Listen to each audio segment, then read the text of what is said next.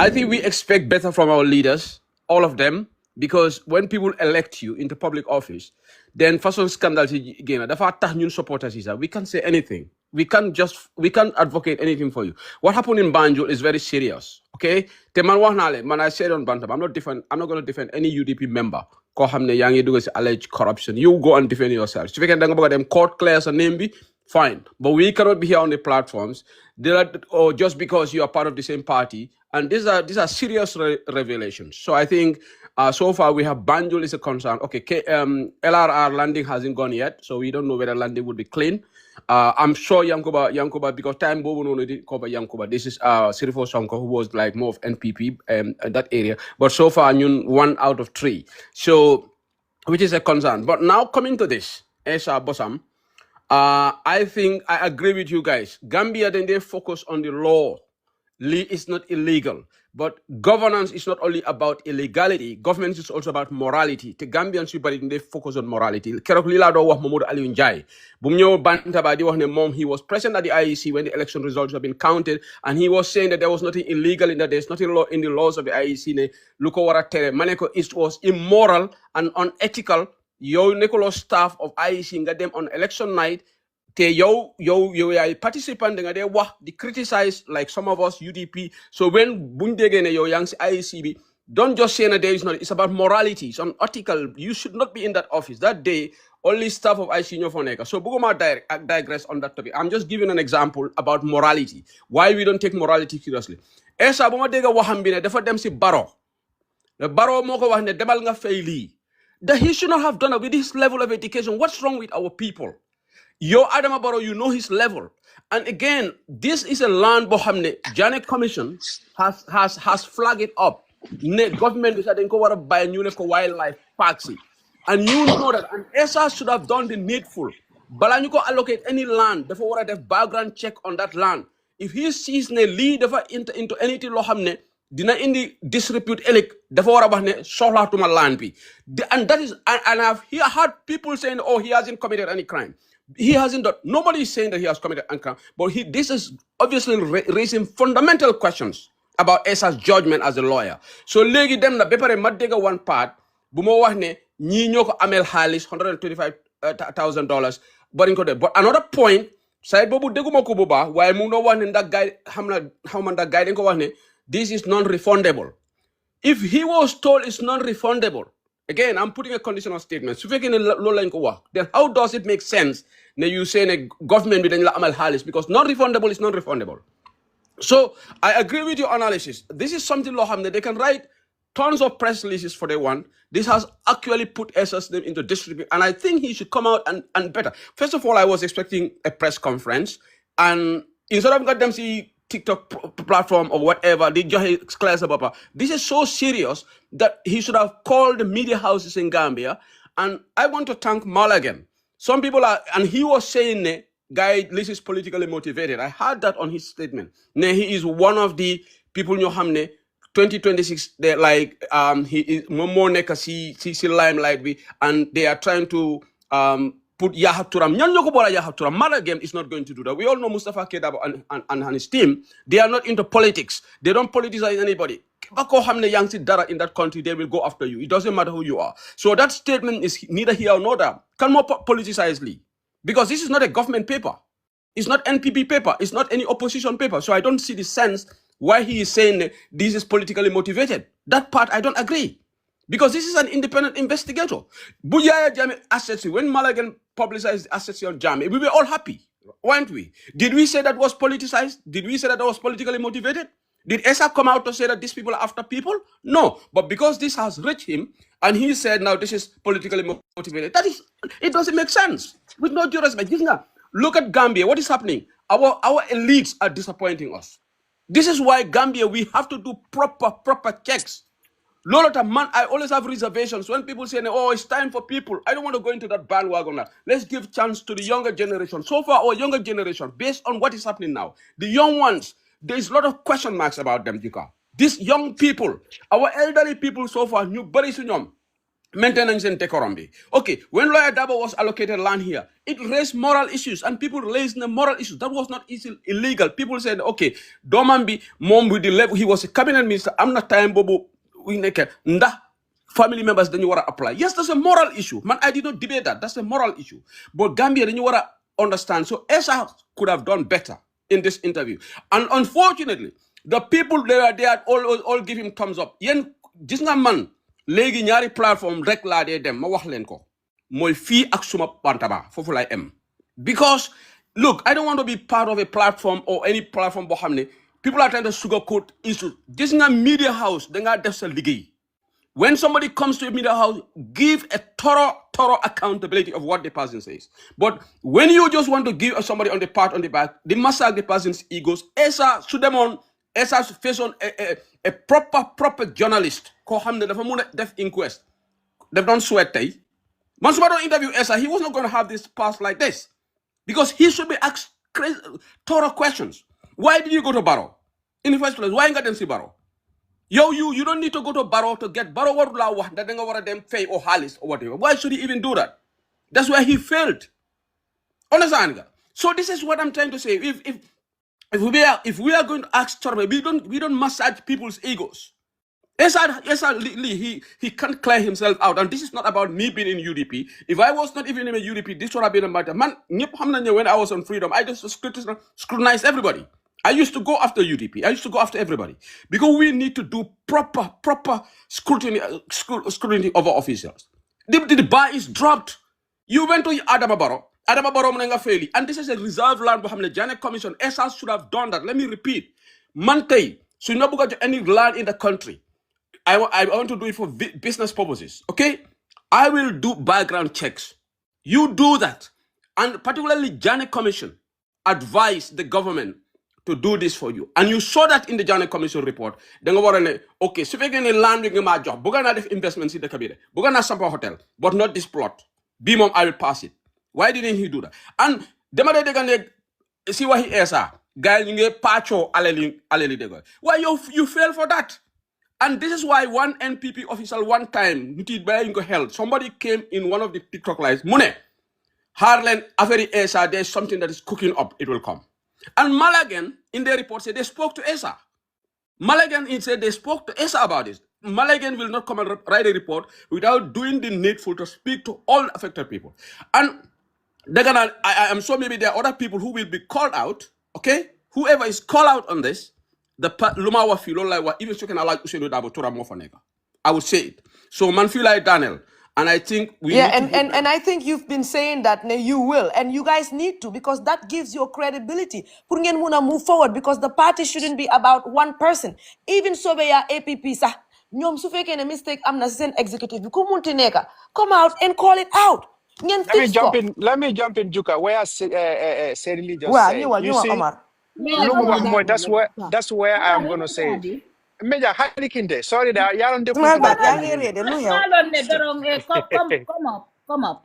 Sedikani, like you Sedin, like you said, we all know Barrow doesn't own any land in that country. Okay?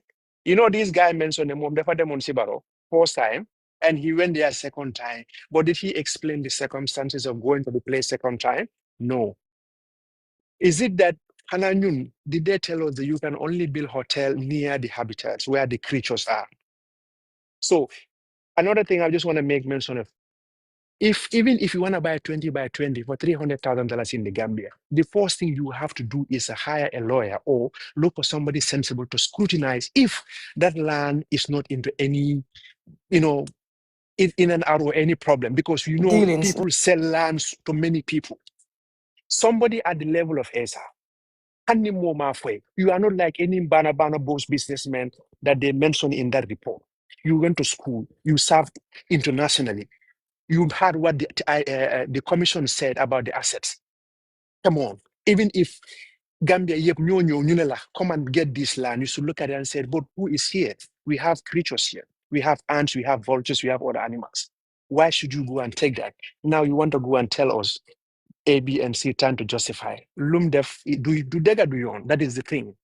But like we all know, as I think as time goes on towards 2026, we will know who is who in that country, because most of these people are into politics not because of people, but it's about themselves. They're selfish, and Gambians are selfish. I will say this. You know why I say that? Because most people are quite clear because Essa is in their good books. They don't see the interest of the country.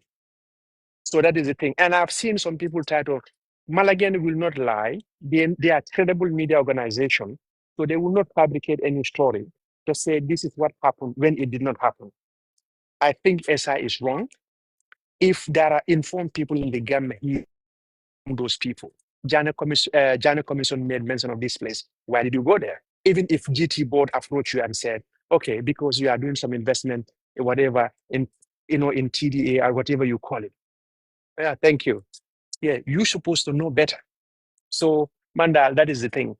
What And Barrow, also, Omar, Uh-huh. Omar, I think also, I don't know if you can touch on that. The fact that he is a lead counsel in a different commission that's dealing directly with Jammeh's problems, in that is atrocities. Then I'm Benin commission Bohamne is dealing with Jammeh's assets. Yo, you should stay far away from those things. Kum si muna neka nak si ñoom ñëpp nak kum si muna neka from any of these political Yes, I parties am. or ñi nga xam ne dañ am the vision pour ñu Yeah, neka yeah. a leader. No, it's They okay. should Yeah.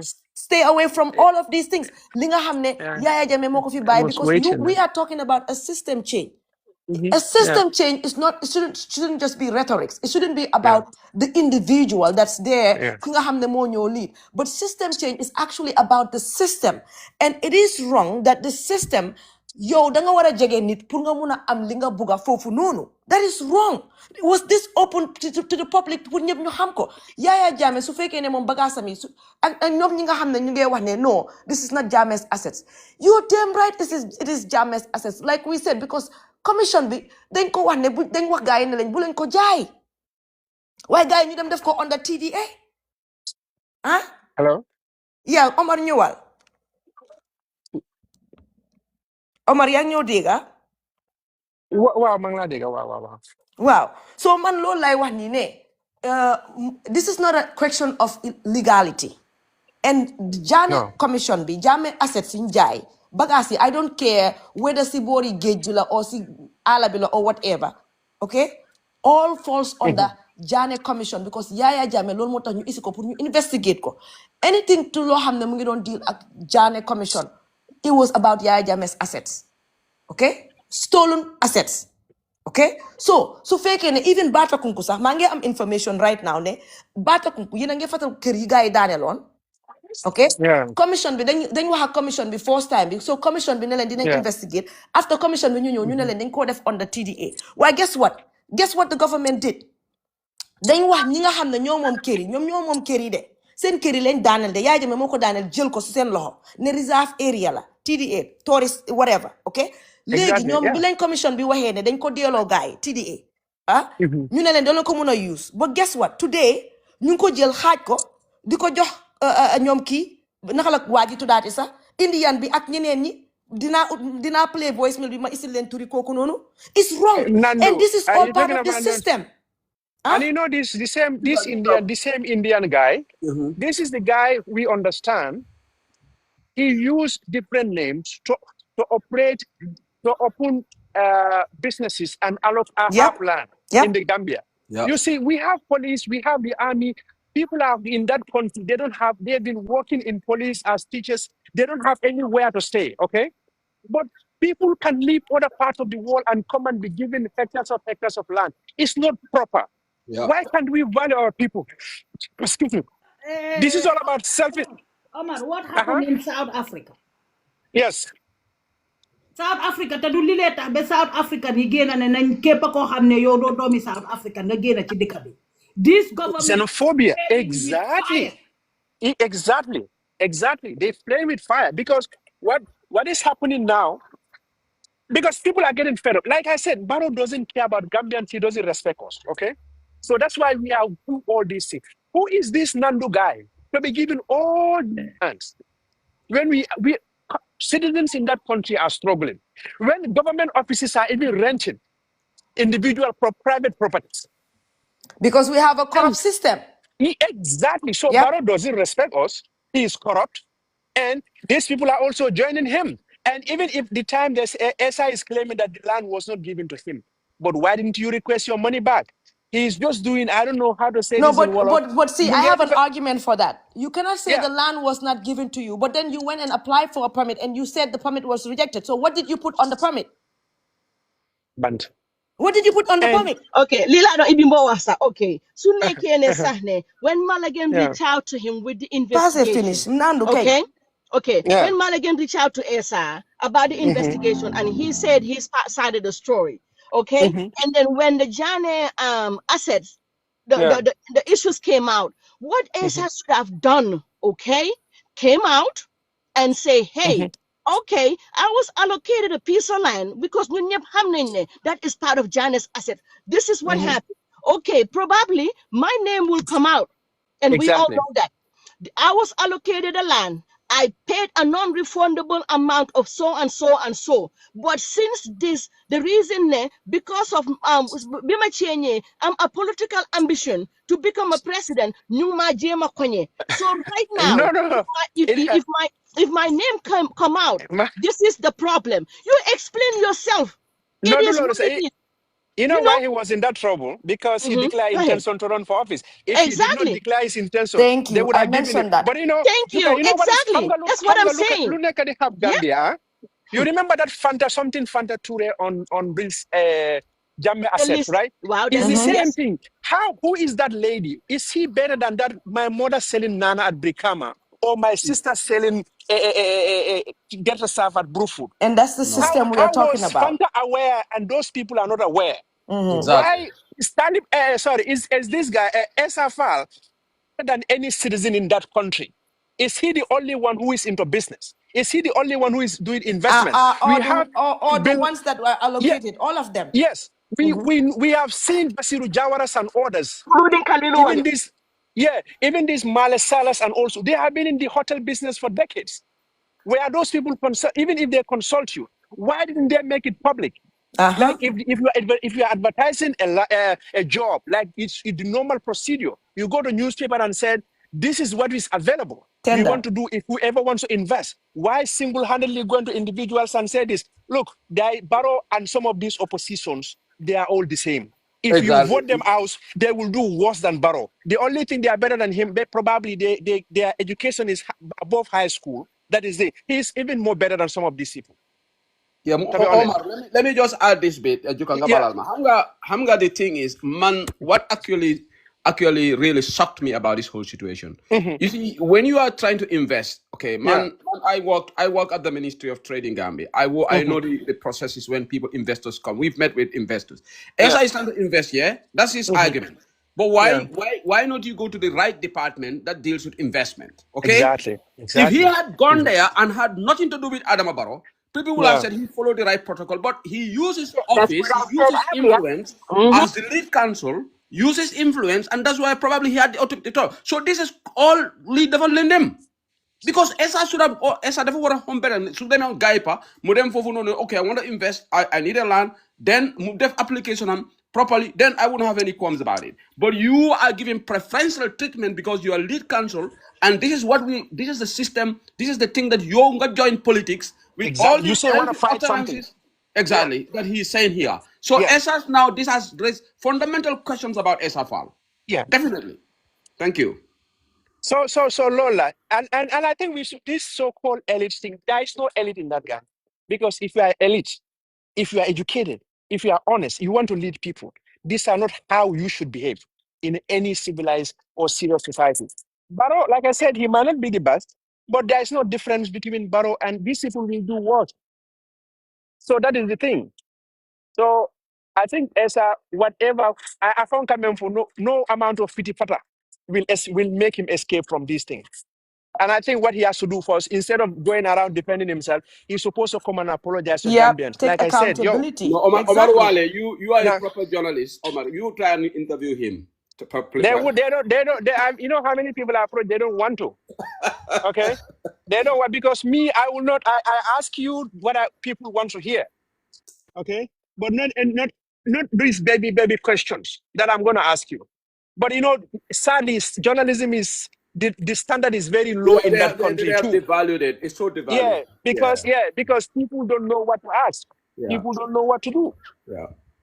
So Yeah, this man, but he, Omar, I think what you uh, said at the end, I think yeah, his team, Essa mom ak teamam bi ak ñi nga xamne dañ ko buga, and everybody in that APP Sobeya, dañ ko need pour wax ko diga.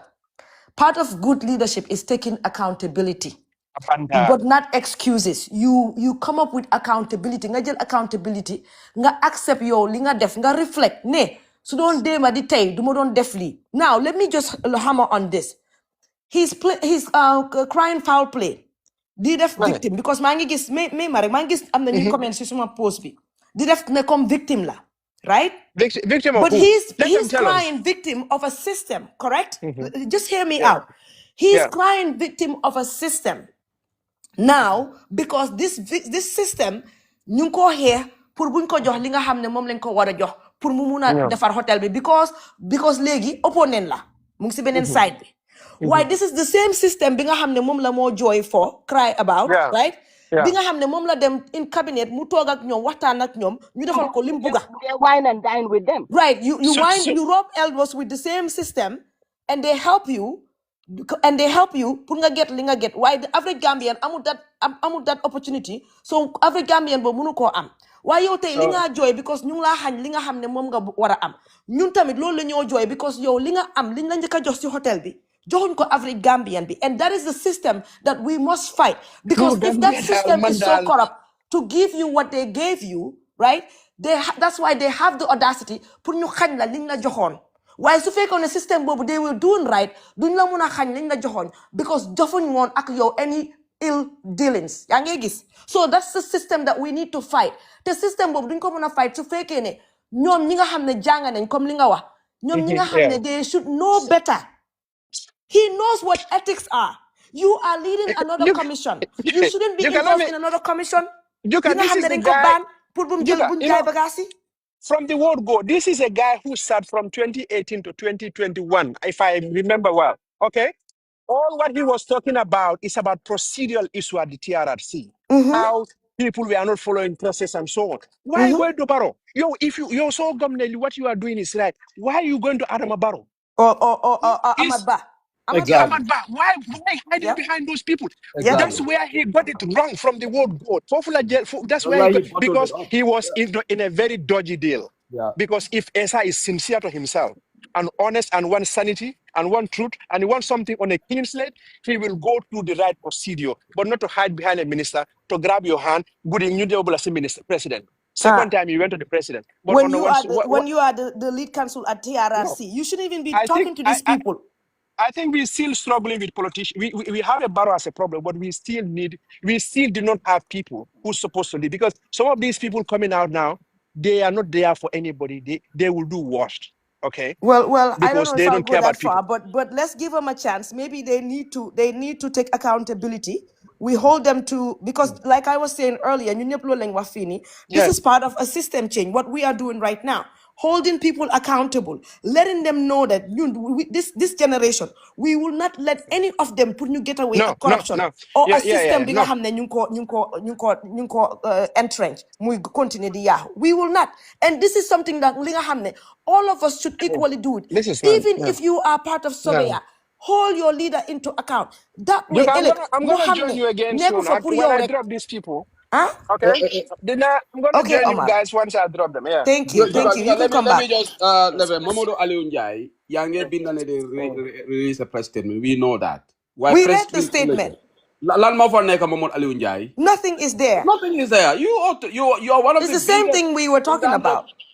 scrutinizing people. Egal si kaw nga ñëw scrutinize lu Essa wax. We want to hear your thoughts.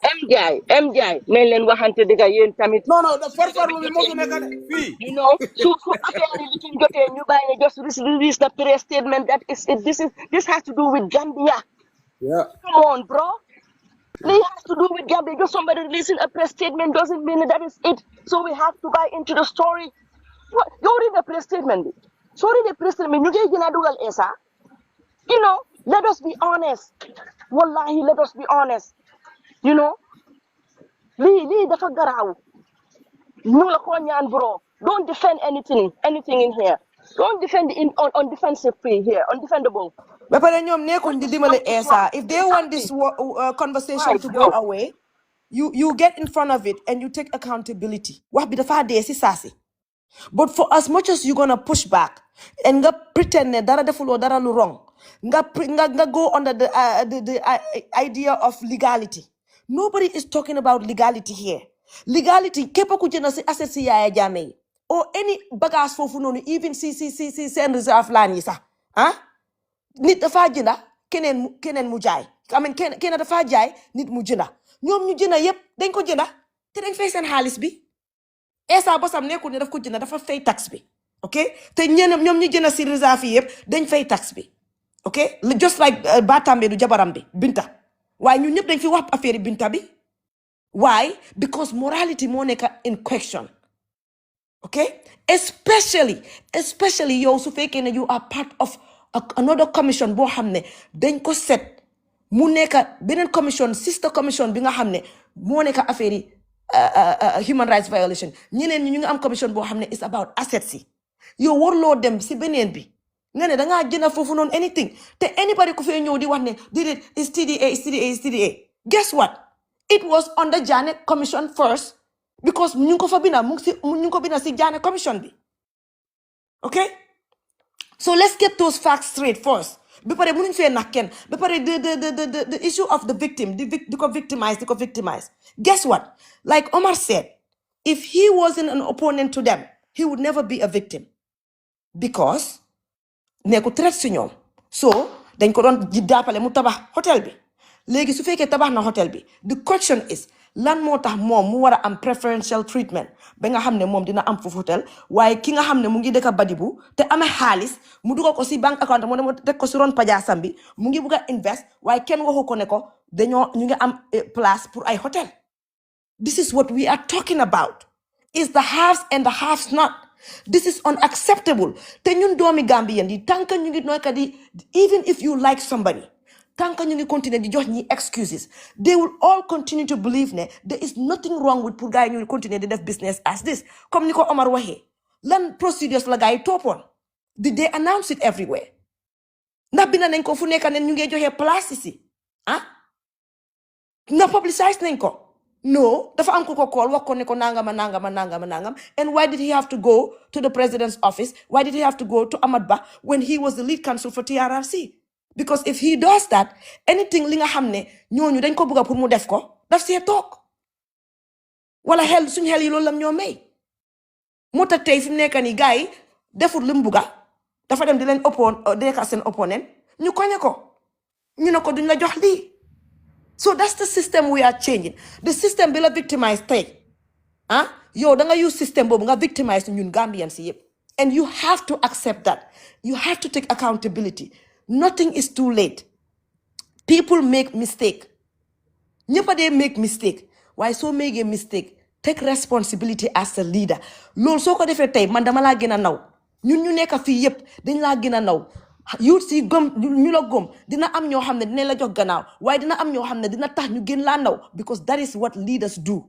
You take accountability, you fix your mistakes. It's a misstep, fix it. Waaye soo nekkee fii di bina ay excuses ñu la binal ay press statement maa ngi read sa press statement bi maa ngi gis ñu ngi wax ne you don't have any land or anything to give back because ñu ngi nekk fii di wax ne nga give back. But guess what? We're not stupid. You said in the same article, you're conflicting. The article is conflicting. You said in the article, you guys said, dafa dem pour mu apply for a permit. Why beligi guy joxuñ ko? What information was on the permit? Do muna talk rek nga ne man bara la apply for am permit. Why how mo fan la? No, you have to put some information on there. And also, as someone that is as educated as Essa, a lawyer for that matter, you cannot tell me that you went and paid money, but yet you don't have any information or documentation of what you are buying. Just because Barrow told you. But you are saying that Barrow is incompetent. Barrow can work olu, but yet you took Barrow's advice to do what Barrow told you to do, which is to go and pay. These are things that we're gonna hold you guys accountable. And like we said, we are setting an example. Then look at this new generation of leaders. You can still be a leader one day in that Gambia. muy Yankuba Dabo muy Talib, all of you guys, yen mu ngeen a lead deka bobu non. Why you need to understand ne this is a different set of Gambians. They will scrutinize you guys, they will challenge you guys, they will question you guys, and it's not going to be easy as usual. Come ni ko fi time Jawara defé won wala time Yaya Jammeh. No, you will take responsibility for your actions because you guys said you want a system change, and this is part of that system change. Point blank period. Tay su fekkone tay li nga xamne mo gëna ni dañ ne tay Yankuba Dabo la wala Talib la